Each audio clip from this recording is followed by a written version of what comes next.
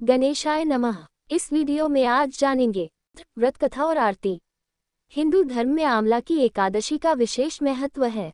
आमला की एकादशी के दिन जगत के पालनहार भगवान श्री हरि विष्णु के पूजन और व्रत का विधान है।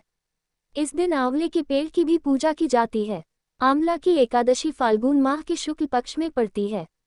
आमल की एकादशी का महात्म्य। भगवान श्री हरि श्री कृष्ण के श्रीमुख से विजया एकादशी की कथा एवं महात्म्य सुनकर युधिष्ठिर बोले, युधिष्ठिर हे मधुसूदन, आपके श्रीमुख से फाल्गुन माह के कृष्ण पक्ष को आने वाली विजया एकादशी का महात्म्य और कथा सुनकर मैं तृप्त हो गया हूँ और अब मुझे फाल्गुन माह के शुक्ल पक्ष को आने वाली एकादशी तिथि के बारे में जानने को उत्सुक हूँ।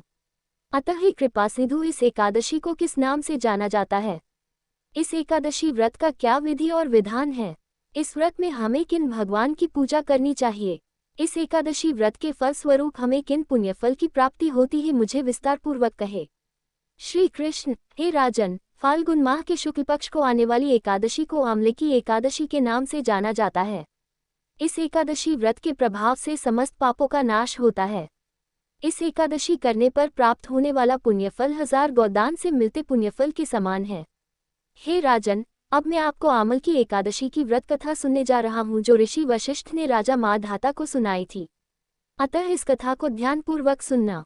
आमल की एकादशी व्रत कथा। एक समय की बात है जब राजा माधाता ऋषि वशिष्ठ के आश्रम पहुंचे और उनसे निवेदन करने लगे। राजा माधाता, हे मुनिव, आप सर्व वेदों के ज्ञाता है। आप मुझ पर कृपा करें और मुझे कोई ऐसी कथा सुनाएं कि जिससे मेरा कल्याण हो। महर्षि वशिष्ठ, हे राजन, तुमने बड़ा ही उत्तम विचार प्रकट किया है।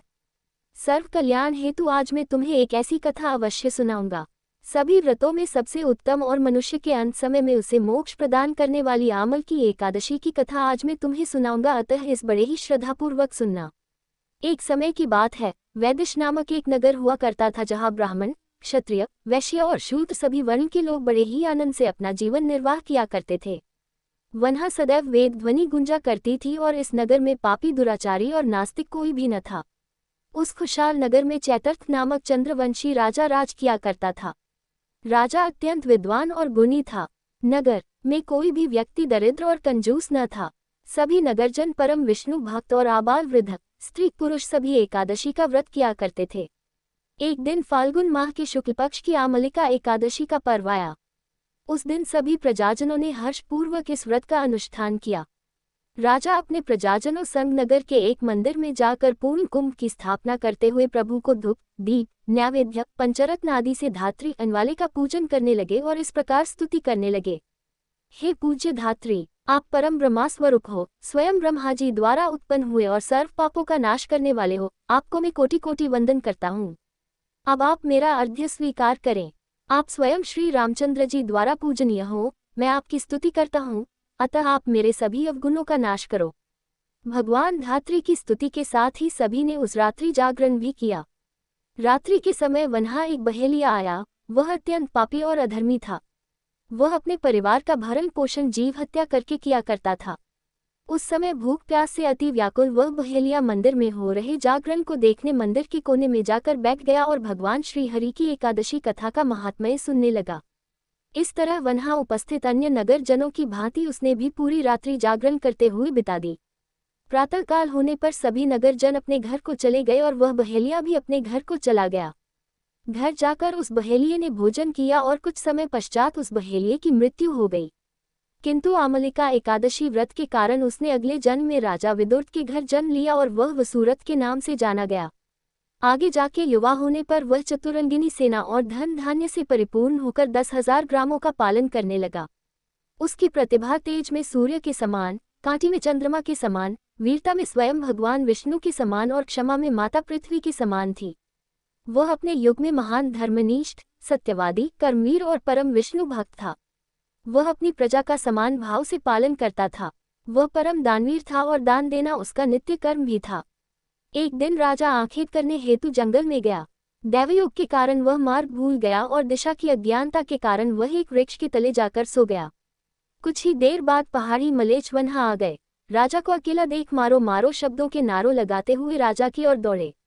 मलेच्छ कहने लगे, इस दुष्ट राजा ने हमारे सभी संबंधी, माता पिता पुत्र पौत्र की निरपराध हत्या की है और हमें अपने नगर से बाहर निकल दिया है, अतः ऐसे दुष्ट राजा को मारना अवश्य चाहिए।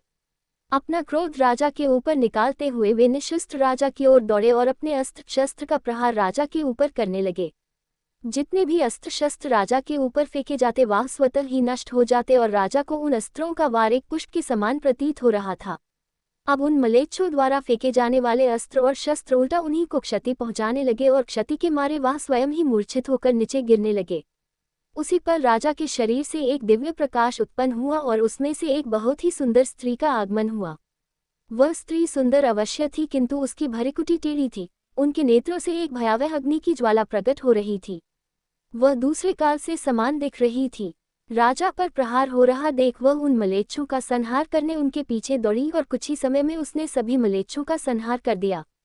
कुछ समय पश्चात जब राजा जागृत अवस्था में आया तो उसने सभी मलेच्छों को मरा हुआ पाया। सभी मलेच्छों को मरा हुआ देख वह आश्चर्यचकित हो उठा और सोचने लगा कि इन मलेच्छों को आखिर किसने मारा होगा। इन निर्जन वन में ऐसा कौन है जो मेरा हितैषी है, जिसने मेरे प्राणों की रक्षा की है। कि तभी एक आकाशवाणी हुई, हे राजन, इस संसार में भगवान श्री हरि विष्णु के अतिरिक्त और कौन है जो तुम्हारी सहायता कर सकता है।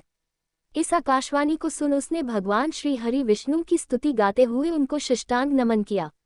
अब राजा पुनः अपने राज्य को गया और सुखपूर्वक अपना राज्य करने लगा। अंत में महर्षि वशिष्ठ बोले, हे राजन, यह अमल की एकादशी का प्रभाव था। इस एकादशी का व्रत करने वाला हर मनुष्य अपने सभी कार्यों में निश्चित रूप से सफलता प्राप्त करता है और अपने अंत समय में विष्णुलोक को प्राप्त होते हैं। इति श्री आमल की एकादशी व्रत कथा समाप्त। भगवान विष्णु की आरती। ओम जय जगदीश हरे स्वामी। जय जगदीश हरे। भक्तजनों के संकट क्षण में दूर करे, जो ध्यावे फल पावे, दुख बिन से मन का, सुख संपत्ति घर आवे, कष्ट मिटे तन का। ओम जय। मात पिता तुम मेरे, शरण गहूँ किसकी, तुम बिनु और न दूजा, आस करूं जिसकी। ओम जय। तुम पूरन परमात्मा, तुम अंतर्यामी, पारब्रह्म परमेश्वर, तुम सबके स्वामी। ओम जय। तुम करुणा के सागर, तुम पालन करता, मैं मूरख खलकामी, कृपा करो भरता।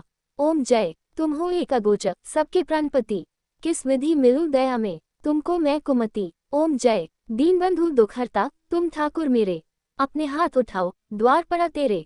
ओम जय। विषय विकार मिटाओ, पाप हरो देवा, श्रद्धा भक्ति बढ़ाओ, संतन की सेवा। ओम जय। तन मन धन और संपत्ति सब कुछ है तेरा, तेरा तुझको अर्पण क्या लागे मेरा। ओम जय। जगदीश्वर जी की आरती जो कोई नर गावे, कहत शिवानंद स्वामी, मनवांछित फल पावे। ओम जय। सभी भक्तगण बोलिए, हरे राम राम राम हरे हरे।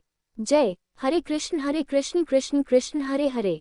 ओम नमो भगवते वासुदेवाय। ओम नमो भगवते वासुदेवाय। ओम नमो भगवते वासुदेवाय। ओम नमो भगवते वासुदेवाय। ओम नमो भगवते वासुदेवाय। अगर आपको ये कथा प्रसंग अच्छी लगी हो तो ऐसी ही और धार्मिक कथा प्रसंग को सुनने के लिए आप हमारे YouTube चैनल को सब्सक्राइब, लाइक और ज़्यादा से ज़्यादा लोगों के साथ शेयर करें। अपने विचार हमें कमेंट बॉक्स में जरूर भेजें। धन्यवाद।